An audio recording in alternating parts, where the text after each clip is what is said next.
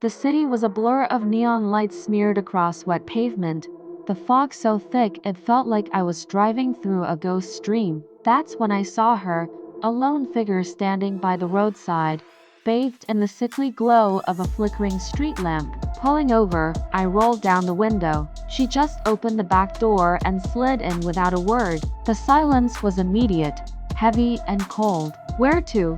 I asked, my voice sounding unnaturally loud in the quiet cab. She didn't answer. Instead, a pale, slender hand reached forward from the back seat, its finger pointing left. "All right," a silent passenger. I'd had weirder. We drove on, the only sounds the rhythmic thump of the windshield wipers and my own increasingly ragged breathing. At every intersection, her hand would appear, pointing the way.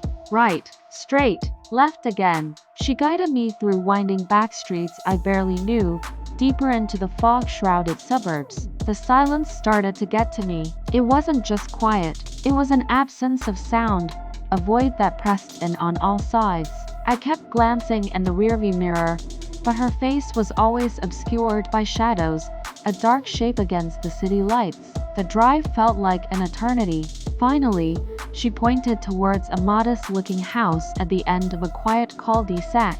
I pulled up to the curb. "Here we are," I said, trying to sound cheerful. "That'll be." I turned around. The back seat was empty. The door hadn't opened. She was just gone. My heart hammered against my ribs. Did I imagine the whole thing? Then I saw it, a small, folded piece of paper on the seat where she'd been. It was a newspaper clipping, yellowed and brittle with age. An obituary. My eyes scanned the text, my blood running cold. It was her. A young woman died in a car accident on a foggy night, 20 years ago to the day. My hands trembled as I read the last line. The name of the sole survivor of that crash. The driver. It was my father. And the address listed on the obituary, her home. It was the house I was parked in front of. My childhood home. I looked up at the darkened windows, a single light flicking on in the upstairs bedroom, my old bedroom. I wasn't just her taxi driver. I was her destination.